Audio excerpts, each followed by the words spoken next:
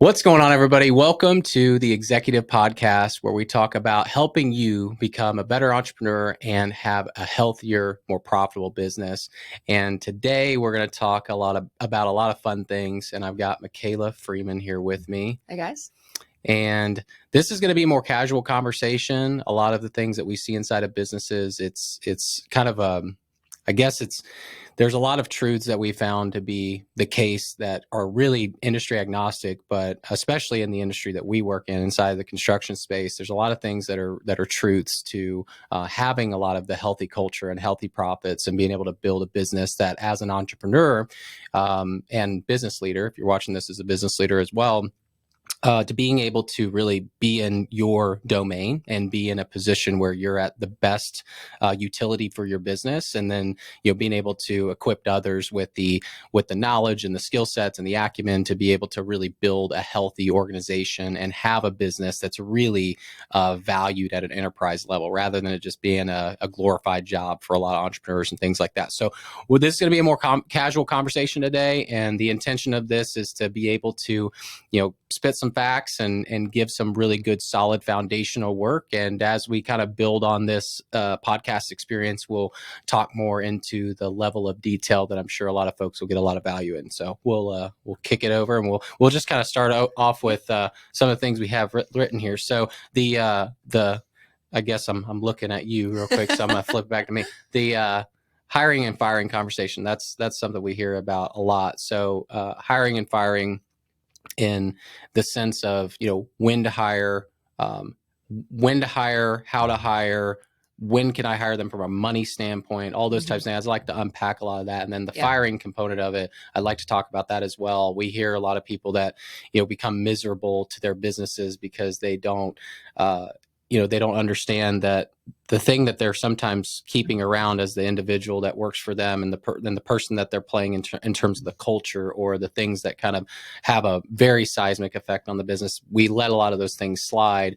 And either the entrepreneur or the business leader is miserable themselves, and they live in a business that they're miserable in simply because they don't let that particular individual go, or it's causing culture issues or things like that. So I just kind of want to unpack all of that as a starting conversation. So. And I think part of the reason that this is such a difficult question for so many business owners is because this is kind of a final question where there are so many foundational pieces that go into when do I hire, right? Like there's the financial aspect of it, of making sure that where your numbers are, where your break even is, when you can hire someone, how much you're going to hire them for, all those things. And that's a big, important piece of when am I going to hire. But also you have to come at it from the operational perspective, and you have to know what is the role, what are all the responsibilities. And in order to do that, you have to have done the foundational work of making sure that you can identify the specific roles and responsibilities of each member of your team, so that you can then start shifting over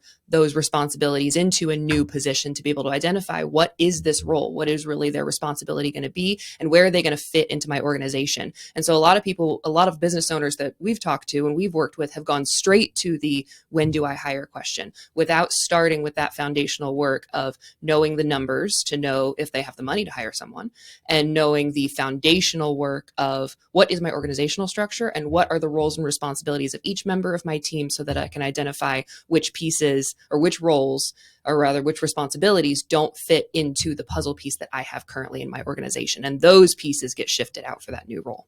Yeah, that's really good. I think that it's, as you mentioned, it's a very multifaceted question. And a lot of times we jump to conclusions to go ahead and make the decision to hire. And there's nothing wrong, I would say there's nothing wrong with making the jump in a lot of cases for businesses that are already well established and can probably offset some mistakes that are made, and all those types of things, but because there's learning that comes along with that. But at the same time, when we're talking about how do we generate healthy profits, how do we get a business that becomes more predictable, how do we enhance the culture and the overall just the effect of our business, being able to get ahead of a lot of those things, you can minimize a lot of those mistakes just by simply doing some of that groundwork you're talking about before, rather than being in a position where it's very reactive, because what you're talking about is being a lot more proactive. And that's where you start seeing the the costs that go outside of the business, that go out of the business rather,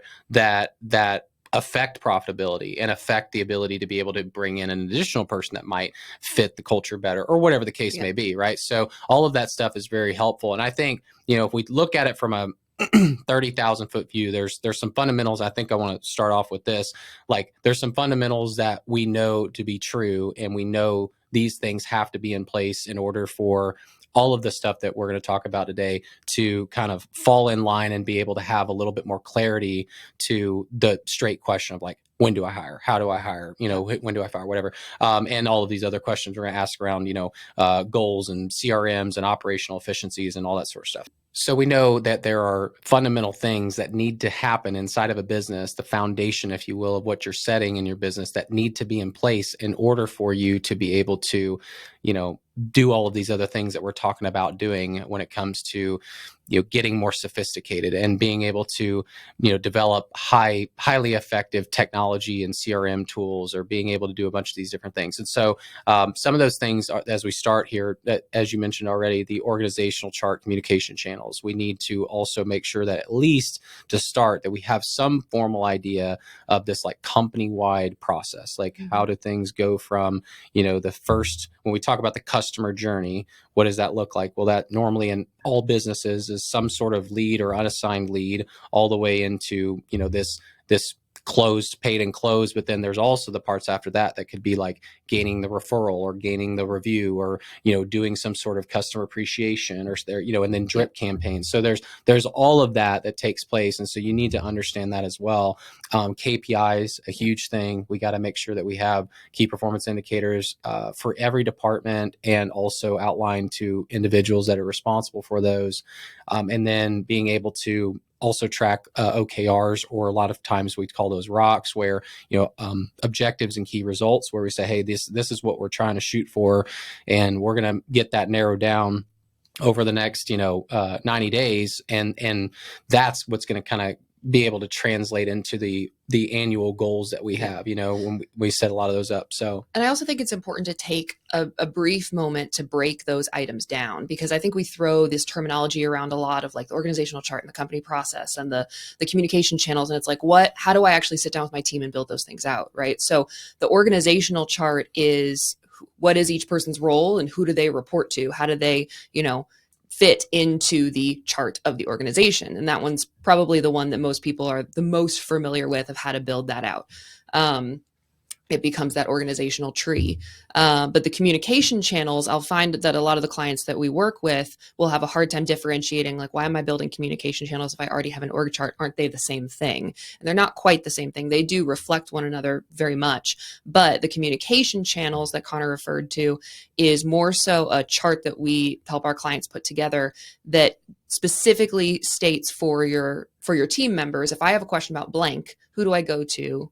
What member of the team do I go to ask that question? And so we'll break down each member of the team and list the items that a team member would go ask a question to that person. And so we put those items under their name. And that often very much reflects their roles and responsibilities, but it also it's not the same chart, right? So those are a little bit different. And then after... talking about the company-wide process. Yeah, the company-wide process. So the company-wide process, well, most people understand what that is as a general rule. How do I go about identifying how many pieces, how many steps, et cetera, that I need to put on this process, right? Get the lead, do the inspection, sell it, pass it off, right? But there's a lot of little pieces in there. And the way that we like to work through that is to say, if the job, right, is a torch or a ball, who is holding it at each moment, and what is each step that job has to go through to get all the way from brand new lead to paid and closed. And we need to identify what each of those steps are. And that can be a relatively large document where we are identifying each of those steps. And then it's crucial to identify who is responsible for the job during this step. And so that company-wide process is so important to pair with your communication channels and your organizational chart, so that you can see who's in our company and where do they fall in the organization, who is responsible for answering questions about different things, and then what point in the job, in the life cycle of a job, are they responsible for each thing? Who am I passing it to? Who am I taking something from? And then we can make sure that those processes are streamlined and optimized. Yeah, it makes sense. And there's definitely other things involved here. I mean, I know you. I don't know if you hit necessarily on the OKRs or the rocks. Like, there's so many things that are involved in that, and we can definitely get into the weeds with that if we need to. But I think just again, the point of what we're making here, what I'm trying to say is that there are a set of key fundamentals, and it's not that we're withholding that information. It's just there's a lot of information that goes into that. But those are all things that I think people look at and they go, well, that's for a corporate America thing, or that's whatever. There's a lot of things that corporate America has done poorly, but there's also a lot of things that they've done that have held weight, and that is because they work, or at least they have a purpose behind them. It depends on if the company makes it work, I guess, or not. Depends on how they implement. But the main thing that I wanted to say too is, like, if you don't have a well-defined, congruent sales process, a well-defined, congruent fulfillment process, if your accounting department is struggling to just do a basic accounting practices, if you have issues with not having effective meetings, or not utilizing technology in the way it should be utilized. I think a lot of people, that's like the number one, I don't know, number one thing, but one of the top three things I would say is we find a lot is that we just don't see a lot of folks utilizing the things they have in house the right way, or I mean, a lot of it is lack of education, but a lot of it also too is the fact that they just don't do the proper things that can help them make that technology useful. And so then it's more of either a redundancy, or it's more of a system that just kind of doesn't really help them become more expedited or efficient in what they do. So yeah, all of those things. There's a lot to unpack there. So we're going to talk about some of those things today. And did you have something to say about that? Yeah, I mean, and so to link it, to bring it back to when to hire, because this is all part of that question of when do I hire. Once you've identified some of those key foundational pieces of the org chart and the communication channels and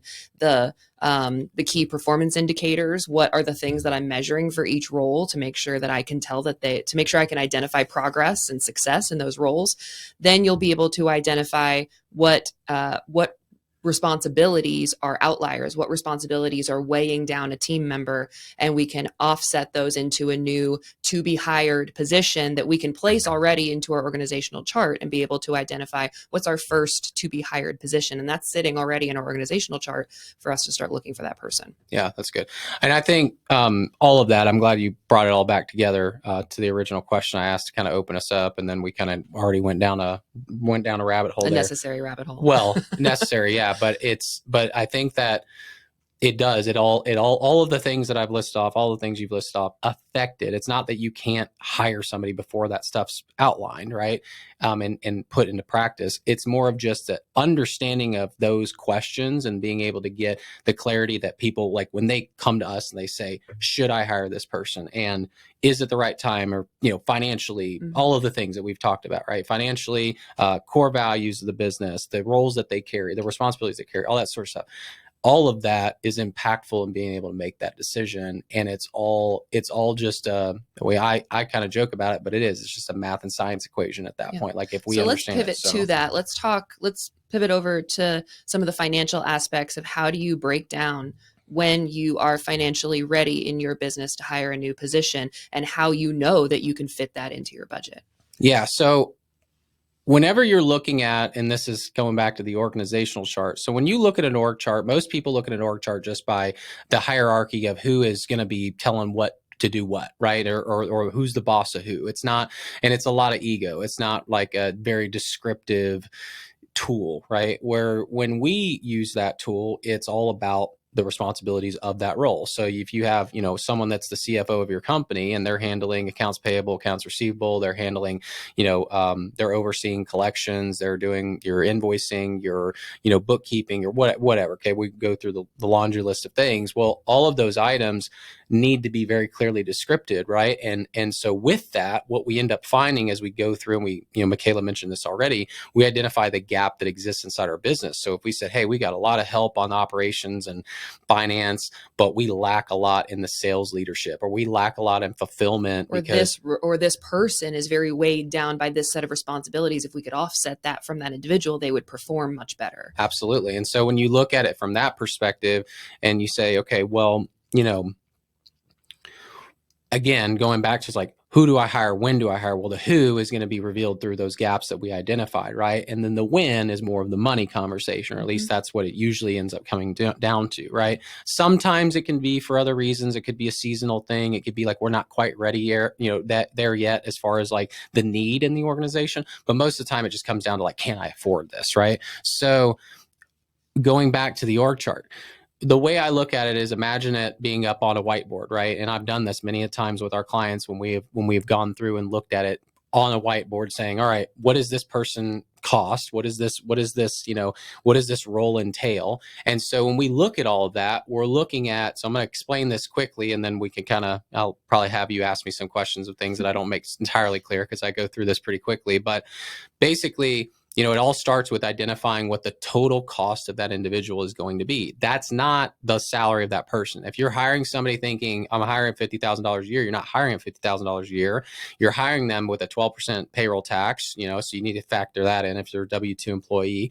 You're also hiring them in with other perks and benefits. So if you have benefits like, you're going to give them a computer, you're going to pay for gas, you're going to, have them on your employee benefits in terms of health or vision or whatever. Okay. You need to understand what the entire labor burden of that individual is. That's all a huge, yeah, absolutely. All the systems, all the logins, all the cost of that person can be $50,000 on paper from the salary perspective, and then be a $75,000 employee. We see it all the time. So that's the first thing. You got to know that. Like when you look at it and you put that person on the board and you go, yep, they're going to be running my field, supervising, right? Or whatever. Okay, well, I'm hiring them in at 50, but they're going to have a truck payment. They're going to have an insurance. They're going to have this. They're going to have that. I got to pay for their workers' comp. I got to, like, all these things. We have to be able to understand that.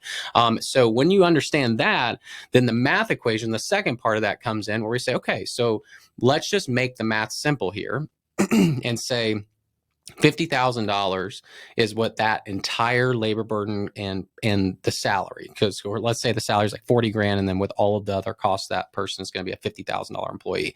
So if that $50,000 employee is in a business that's running a 25% gross profit margin, like if we look at the aggregate of that business, so that's the second part of this, is like, do you know your gross margin? Do you understand it doesn't matter what industry you're in, when you look at your product that you have to create or your service you have to create, what is the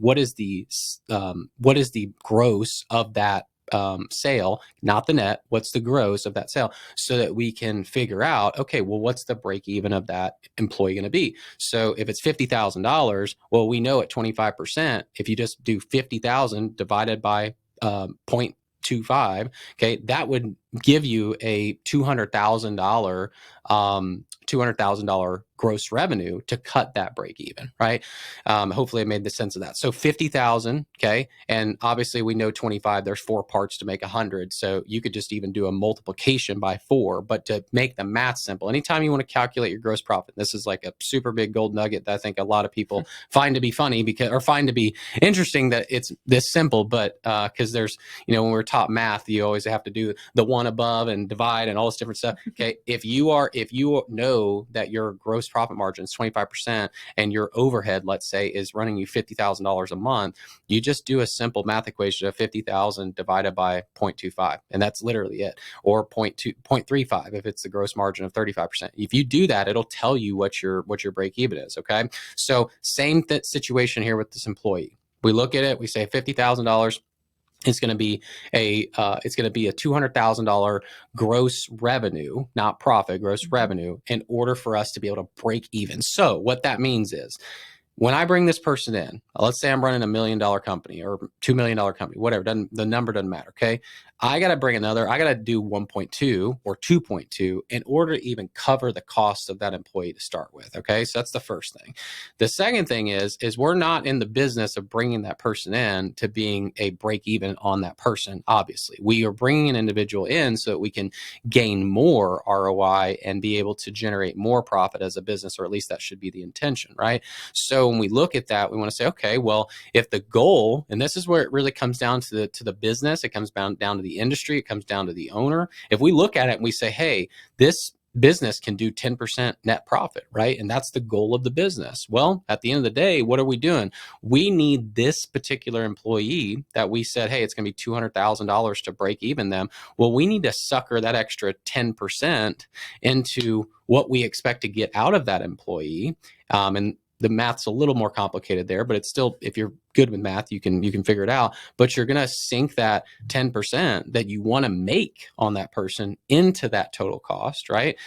So let's say that was 50, and then we bump that up to 60,000, right? So that 60,000, really at that point, we want to be in a $240,000 revenue minimum. I'm just making that as an example, to be able to generate 240,000 on this employee so we make a profit, right? Now there are laws to this as well. If we look at like what we want to generate in terms of per employee head ROI to the business and things like that, there's a lot of things that we look at, and it is very industry and it can be even in the world where we're in, it can be trade specific if you're in construction, but the fundamental is like you want to be able to generate a solid ROI on the people that as an employer or business leader, there's nothing wrong with paying a person competitively, making sure they perform well, and have all the systems and the tools and the training and everything that you can do to equip them, right, and then earn a profit off them. That's what the system is geared toward, right? So you have to understand, as we're talking about like when to hire, it's a math equation. It really is just that. And I'm going to end on this by saying that, when you look at the entire spectrum of, what you have to understand, obviously, your other overhead costs, things like that. But when we just look at just what our human capital costs us, right? When we look at when we look at our people costs, to put it in layman's, that is a lot of times for us when we're working with clients identified through a lot of this organizational chart, because we kind of get it all on paper, to go back to that. And then we can kind of figure out where it all sets. When we say this is the next tire, this is a TBH1, this is a TBH2, and we kind of go through all that. And we say, okay, well, this person, when we're bringing this person on, this is going to require $50,000 from the business, $60,000 from the business, whatever. And then as you're putting this all together, then essentially at that point, it's just, all right, let's make it make sense for the business, right? And that's kind of where it all comes down to. So, and I think you covered it really thoroughly. I mean, I think it's making sure that you either have that 50 or 75 in the business to allot for that role, or you have to know that you're going to be able to make that 50 or 75. But I also think it's important to identify, because I think it's easy to interpret from what you said that, if I bring this person on and they're a $75,000 person or $75,000 role, that we need to increase, that person needs to be able to bring in that revenue. But if I need an admin or if I need a production assistant, they're not going to go out and sell more jobs. And so, and there's a couple things with that. Again, I want to make sure this is really clear, because a lot of people, they go, okay, well, and I've heard this from employees a million times, where they go, well, I sold $100,000 this year. I sold $200,000 this year, and I made, 75 or whatever. Okay. Well, the thing is that, again, go back to it. $50,000 employee needs to generate $200,000 to cover, not 50, not 100, not whatever. In that equation, it's 50, and then it's 200,000 to break even, right? To not make any money. It's not making any money. Exactly. So when you look at that from that perspective, it is not a situation where when you bring someone in, you're just trying to cover the cost of their costs. No, that has to be out of the mindset of somebody that comes in like, hey, okay, as long as my business can kind of cover them up with what we're paying them. No, it doesn't work like that, because you have a gross, you have cost of goods sold in most businesses, and that's a big piece. So yeah, I guess what were you saying about that? You were saying that there's elements to this that, what were you gonna say? Essentially, identifying that a lot of people will interpret that as these people need to be revenue generators, where Yeah. And I think that the revenue generation side of things, thanks for reminding me. I just forgot where I was going with that. Yeah. The revenue generation side of things is you have support staff to equip those that can produce more revenue generating, activity. Right. And so if they can do more revenue generating activity with the systems and with the people that you're setting in the back end to support, right? That's why we have in-house marketing. Well, in-house marketing is not going to go probably sell themselves, but the tools they're creating should be able, and the leads they're generating should be able to amp up things, right? So all of that stuff, again, that's a good point. It's not like you're looking at that person, you're going, hey, I need this person to generate 250, 300, 400, whatever it is. That's where we would look at it over the course of our entire employee overhead, right? Because yes, as Mikaela said, that doesn't mean this person is going to be directly responsible for $400,000 worth of business, because they more than likely, well, in this case, we're talking about someone that's like in production or in the field. That's not someone that's in sales having that direct correlation. But if you pull that person into the field, or if you put that person in the field and pull the responsibilities off of that salesperson, then that allows that salesperson to be able to produce more. And then that's whenever we start getting into company-wide ROI. And that's when we start looking at going, hey, okay, well, if I'm looking at this through the lens of a business owner, and again, this is all dependent on your market. This is dependent upon a lot of different factors. I hear a lot of people go, oh, it's $500,000 ahead. Well, it's not necessarily $500,000 ahead, because it could be a lot of variable factors in there. But I would tell you that the bottom line of that's probably going to be $250,000 an employee. And if we can't produce $250,000 employee, I mean, we just did the math a second ago on a business that's doing 25% gross. That means that person is really only bringing, what is that, $15,000 to the table in net? Because again, when you look at it, you go, well, their break even's $200,000. If I get 250 out of one employee and they cost me 50 grand a year in total, and then you take that number and the 50,000 in excess and you divide that by 4, that's where well, I guess that wouldn't be 15, it'd be 12.5, but that's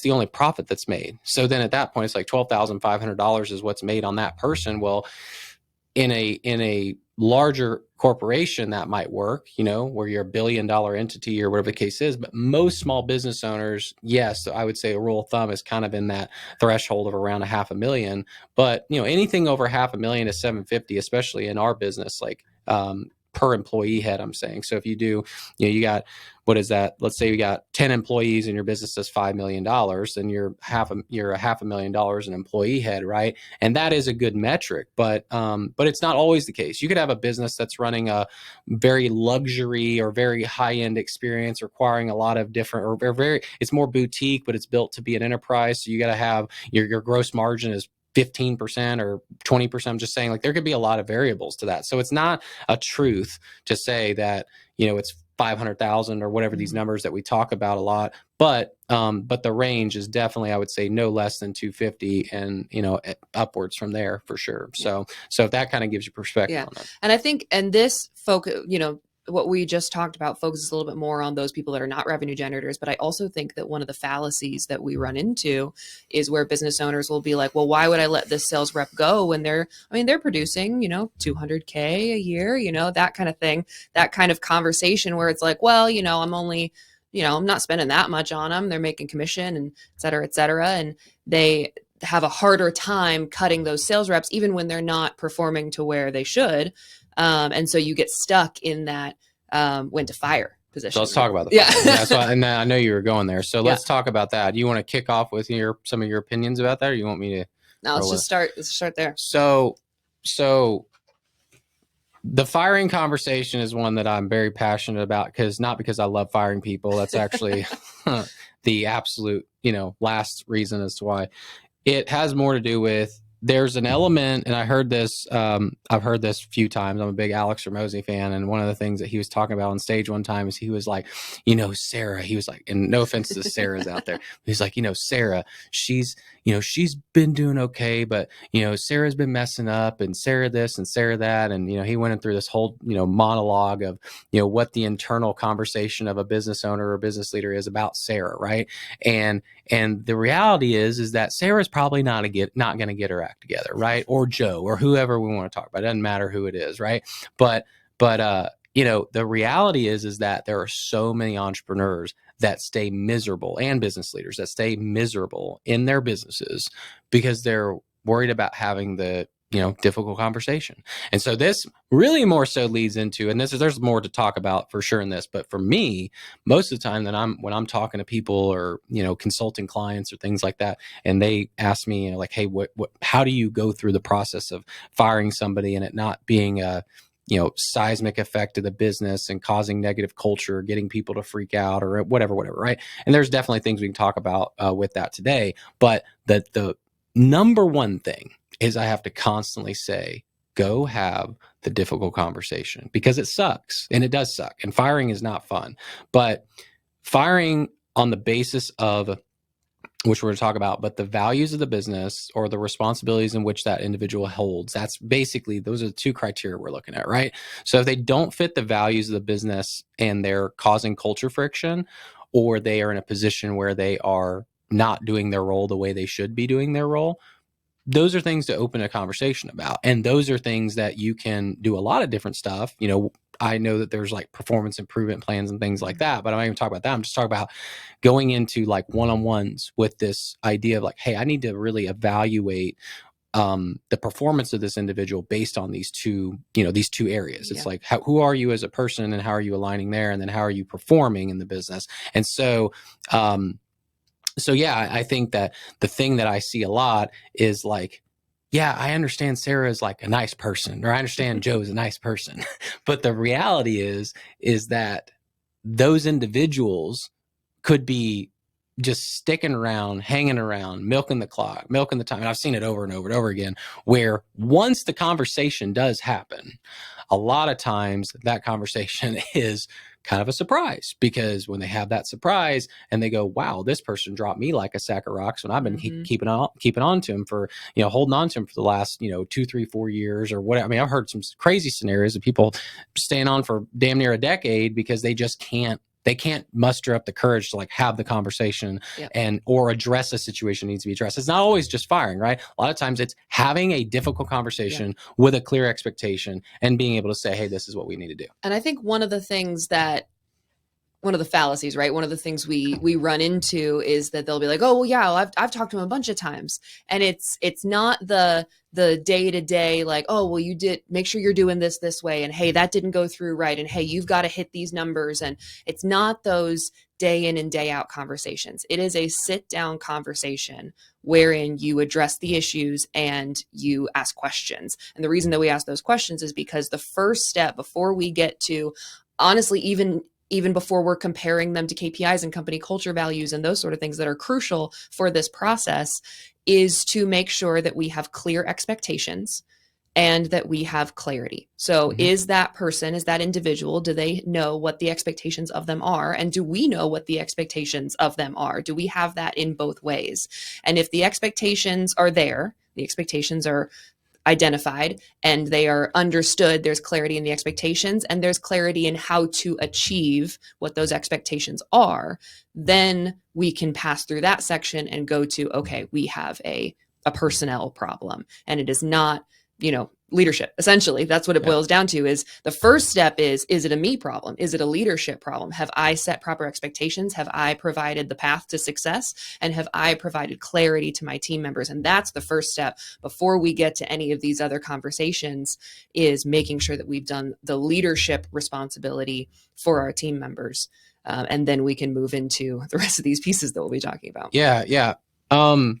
I think to wrap up on at least my final thoughts of this, and we could probably talk about, we're starting to find out just by doing this that we probably could do a whole episode on like one of these topics, because there's so much to uncover. We have a lot of things written up on the board we plan to discuss. So we're going to try to rapid fire through some of these things. But the last thought I have on firing is when you are in a position where you are growing, it kind of ties into some of the conversation I was having around hiring as well, is when you are firing and hiring, you have to be very nimble and very you need to be intuitive with what's happening inside your business, but you need to be nimble and realize when like a mistake is made, and maybe not even so much about the firing element. I mean, certainly that happens and it's like, hey, we need to cut bait quick and move, right?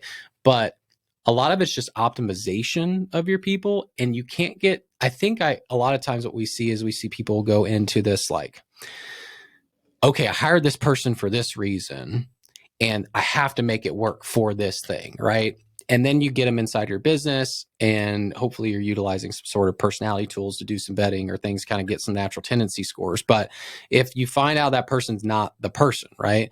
The thing that I would like to say is like, be quick in your, like, be decisive. I think you said it, pretty well a minute ago. I don't know how you framed it, but in the way that I would say it is be decisive a decision. You said clear, you said clarity. Like clarity is key. And so same with the way of action. Clarity is more of like outlining the map, right? But the decisiveness is the action. So the action of saying, hey, we need to recalibrate this individual, fire this individual, do whatever we need to do. If we're doing a hire, right, let's be quick to turn the hiring, job board back on. Let's get back on the horn, whatever the case may be, right? Because what we see a lot is people get stuck. They just like, they do this, and then they're like, okay, well, I hired this person, I'm going to give them, 90 days. That's what we do, and I've fallen in that trap, I think, before as well. I'm always a big proponent of like 90-day contingencies with big roles that you do. I mean, that, but like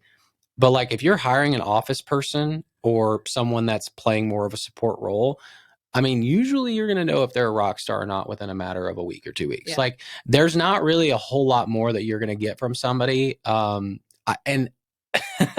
like, I think it's funny because that's how Mikaela and I's relationship started. Is I knew Mikaela was a rock star in a matter of a day, 2 days. Like it wasn't much time. It was like, boom, like it's the it factor. Right. And so not everybody's going to be a Mikaela, it's not how that works all the time, but again, I want to come back to this leadership responsibility here and making sure that we are setting clear expectations, clear responsibilities, making sure there's an understanding of the path to success for your employees, because you'll have your people that come in and those are your rock stars and they're going to pick it up quick and they're going to hit the ground running and it's going to go great. But then you have your team members, and we had an experience like this in our roofing company where we brought somebody on in a role that they were under a team member that just did not give the proper clarity and leadership. And so they floundered a little bit in that position.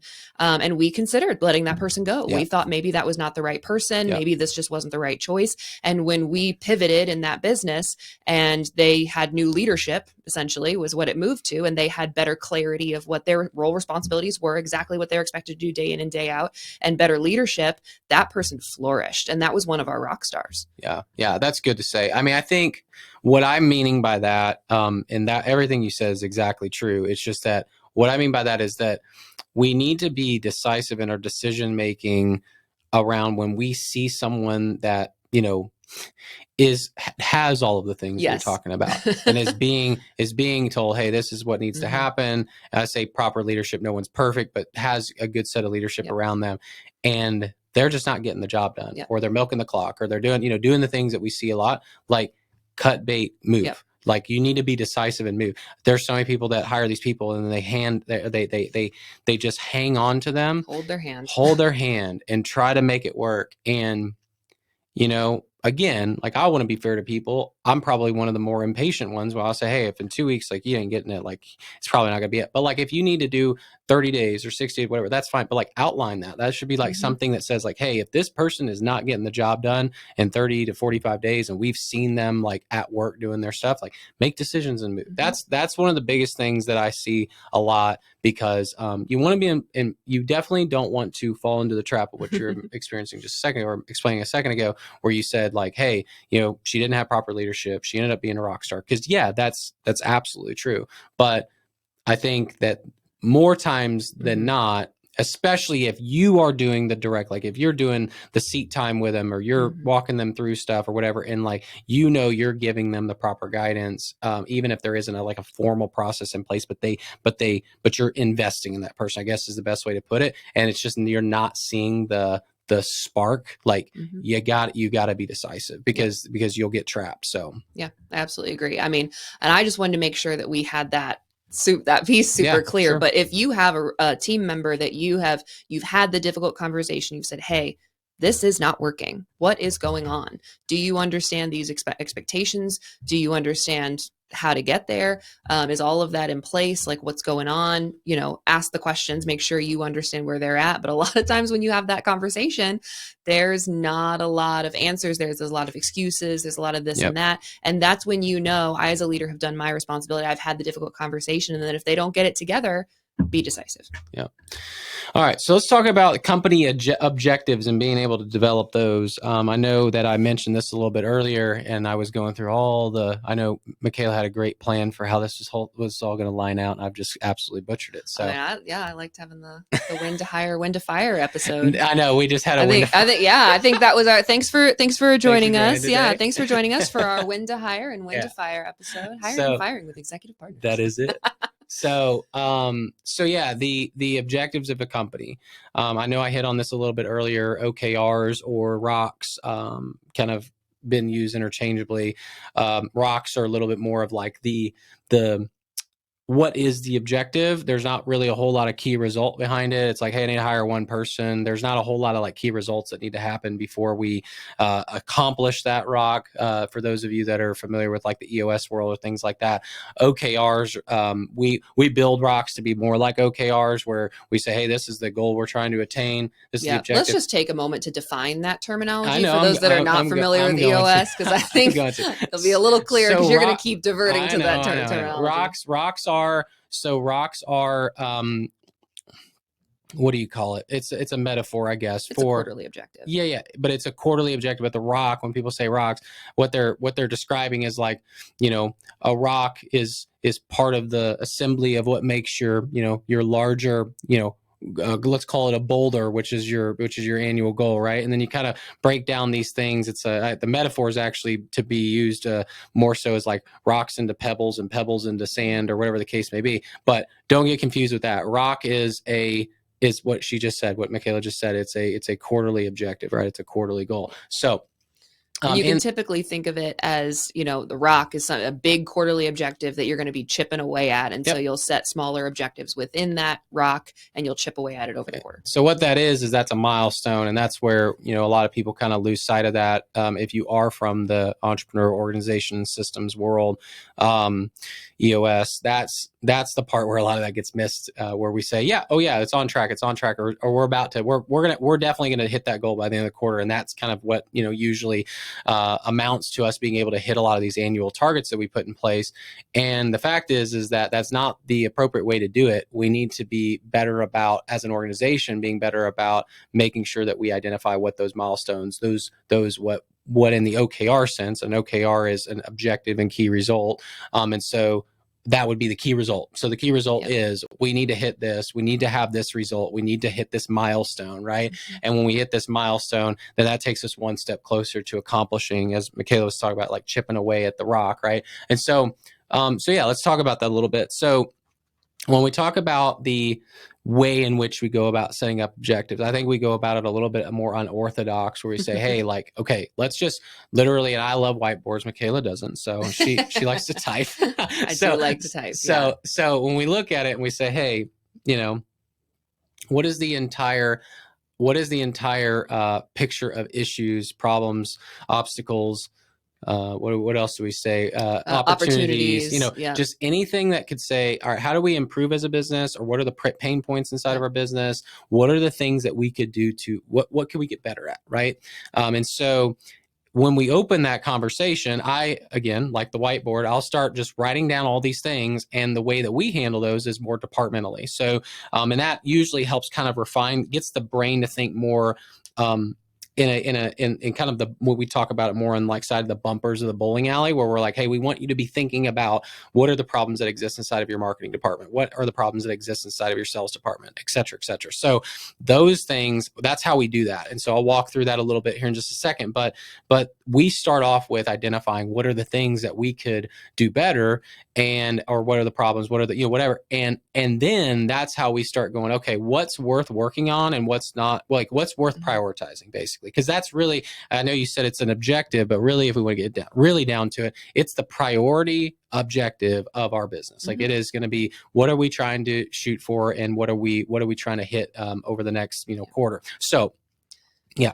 I think it might be easiest to, in a sense, do a quick walkthrough of this exercise, because really it's this exercise that's going to build out those rocks, OKRs, whatever you're calling them terminology wise in your business. But I think walking through that exercise is going to be the easiest way for this to be implemented quickly into your business. So, implementable, I'm pretty sure. Is that a word? Okay. So yeah, let's break that out. Before we do, I want to say that when we look at the departments and we talk about this, you've got 4 departments. So I'm kind of break that down real quick. So in most businesses, marketing, sales, fulfillment, in our world, it's more of production, and then billing, finance, the world of money. Okay. And so departmentally, those are, usually are isolated in their own effect of like, do we have departmental SOPs? Do we have, do we lack the clarity of knowing what our marketing metrics are? Do we lack the, pass off? A lot of times we talk about this, and this is really applicable in any business, which is like, how well do we get the customer closed, but then how well do we get that closed customer over to fulfilling on the product that we're delivering, right? Or the service we're delivering. So, and when we look at this and we say, okay, well, those are the 4 things, but then there's this other bucket, and that other bucket that we've kind of defined is really more so the interdepartmental pieces, which are like the kind of the glue, what it holds everything together. So we say, all right, well, what is that? That's our technology, that's our personnel, that's the leadership, and that's also the overall operations. Like it could be like HR, back end, the overall ops of the business, right? So we break things out departmentally, and then we have like this one bucket at the end. So when we do this exercise, it's 5 buckets in total, and then the last one is more of just like anything that doesn't necessarily fit departmentally, but has a lot of other involvement with being able to have a real effect in our business. And so I say all that to say that as we kind of tee up this exercise, as you're going through it, it's important that you get micro focused on what piece of your business you're really trying to uncover issues with. And one of the things we see all the time, we saw this in someone the other day that we were working with, Mikaela actually did the exercise, but it's like optimistic, everything. It's like, our business is great, we have no problems here, we have no problems here. Well, that's not to say that you don't have problems. I would probably argue to say that there are probably more problems than what you realize if you're the optimistic entrepreneur. But the thing that we're really trying to focus on is what are opportunities then at that point. So if there's no problems that exist, okay, then what in a perfect world in the next 90 days would you say we could work on to make better efficiency with? Maybe we have our version 10 of the production SOP or whatever it is, but maybe there's a piece in there that needs to be abbreviated because we are handling some part of that process differently now and stuff like that. So, and I'll often ask that question when we start this exercise is we'll go through each department and I'll say, okay, as we go through this, the first step is thinking through, okay, what problems do we have in our business? What issues are we facing? And part of that is to stop and think over the last quarter, the last year, however far back that you want to go, and think about what are the things that have caused me headaches? What are the things that have not worked? What are the things that have bottlenecked us? What are the things that have cost us money? And to go through those experiences and write those down, because a lot of times you'll get nitty gritty stuff that becomes result problems of a core issue that needs to be addressed. But you don't often find that core issue if you don't start listing out the results or the symptoms of that core problem. And so we need to think about those issues or challenges or obstacles, whatever terminology that you've been facing in your business in that department. And then the second step is to say, okay, so now that we've talked about all the challenges, we want to look at opportunities, which is if I envision this department, if we're talking about marketing, if I envision the perfect marketing department for my company, what does that look like? And then looking at what we have today, what are the differences? And so what can we improve? What does the perfect version of this department look like? The perfect lead, the perfect, et cetera, and identifying the map. Yeah. So why don't you walk through just what that exercise looks like real Yeah. quick, and then how we kind of formulate what this whole conversation about, which is 90-day goals. And when we're Yeah. doing this exercise, it's all about being really focused in. And I know this is, a lot of folks will be out there in the business consulting world and say, you can't have annual goals and, or even in your personal life and hit them if you don't have the, quarterly or the weekly or whatever. Okay. Well, there is truth to that. In terms of being able to target track your effectiveness, and KPIs definitely have to be tracked on a weekly basis, but these do as well, to some degree, where we're like checking progress, right? Yeah. We need to be having those touch points. So I'll let Mikaela get into that though here as far as how that works. Yeah. So, as we're going through, so I'm just going to walk through just a really brief version of this exercise, but essentially you would sit your leadership team down, and you would go through this exercise and have them, whether on paper, on a computer, on a phone, wherever they want to write it down, the things that they come up with as their individual lists. So we're going to start with marketing, and we want to identify that the goal of marketing is to produce a good lead, right? So we want to remember as a team, that's the goal of marketing, but marketing is also going to include all of our print, our perception in the community. It's going to include all of our branding. It's going to include all of our online presence. And so we go through and we talk through kind of a bunch of those areas to kind of get the wheels turning, right? And then individually, each team member will keep their list of all the things in marketing, going back and thinking about the issues that they have faced in marketing or that they've seen with another team member, and then identifying what would the perfect version of marketing in our company look, or the perfect lead, or the perfect number of leads, right? And a lot of people say there's never too many leads, but what do we really want to get to in the quarter or in the year, and identify that as a perfect world scenario so that we can identify the path and work to that. And then we move into sales. But of course, there is that connection too. We move into sales, and a lot of people are like, okay, well, we've got sales presentation and we have, our contracts, and that's great. But we also want to think about marketing to sales. Mm-hmm. So we have the pass off between every single department. So we want to think about our marketing team is collecting a lead. What information from that lead is going to our sales? And is that information collected consistently? Are we collecting the information that we want? And is it being communicated to our sales team effectively? Is that information getting to them? Is it being recorded so that we can report and track off of it from a leadership perspective? So all of that is kind of the in between, and it doesn't really matter if you put that in the marketing section or if you put that in the sales section, but it should be considered when you go through this exercise.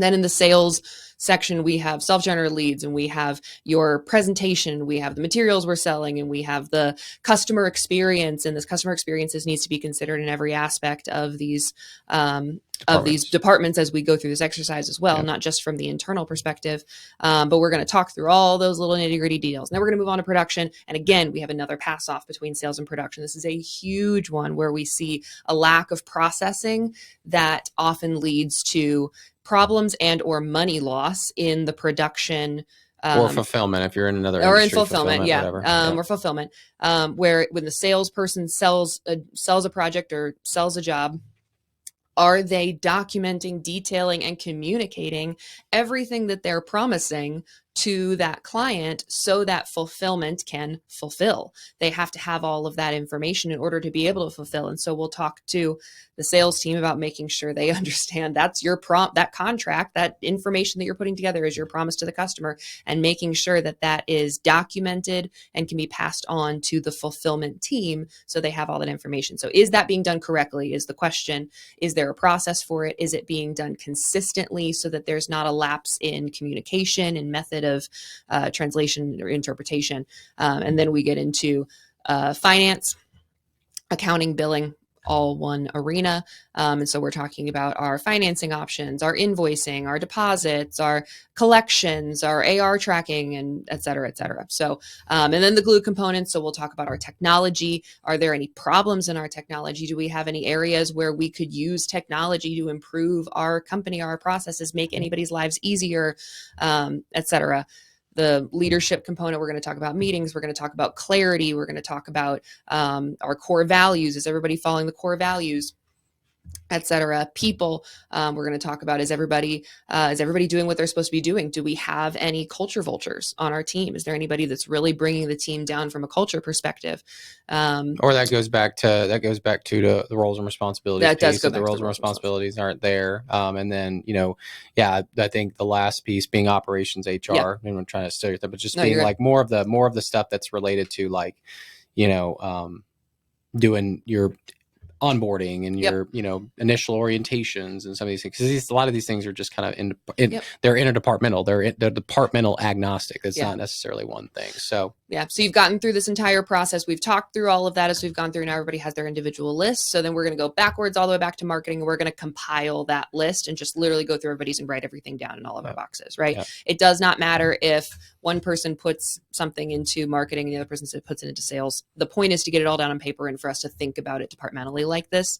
Get it all written down. Just get it all written down. Yep. Exactly. So once we have it all written down, then we're going to go through each and every item and we're going to say, is this a current issue that we want to work on? So this quarter, is it a this quarter priority, or should we address it in the future? And future could mean the very next quarter, or it could mean next year. Just future, right? Yeah. This quarter or future.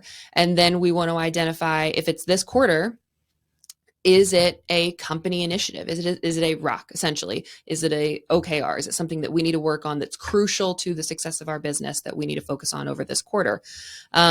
And then as we go through, we'll basically ask those two questions and then we'll combine things that could be combined. But using those couple questions, we will identify the things that we can push off and the things that we can keep written down somewhere, whether you're using a system to keep them written down or whether you're just keeping them for yourself for your next quarterly meeting or next annual meeting, what have you.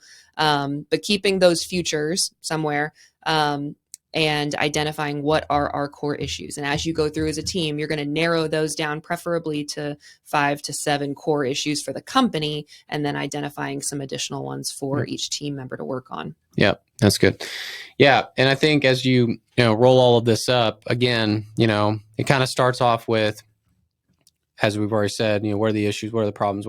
But then again, we're keeping the end goal in mind also as well annually, where we'll say, okay, well, once we understand the fundamentals of like accomplishing things in much more smaller timeframes, because that's going to be what leads us there.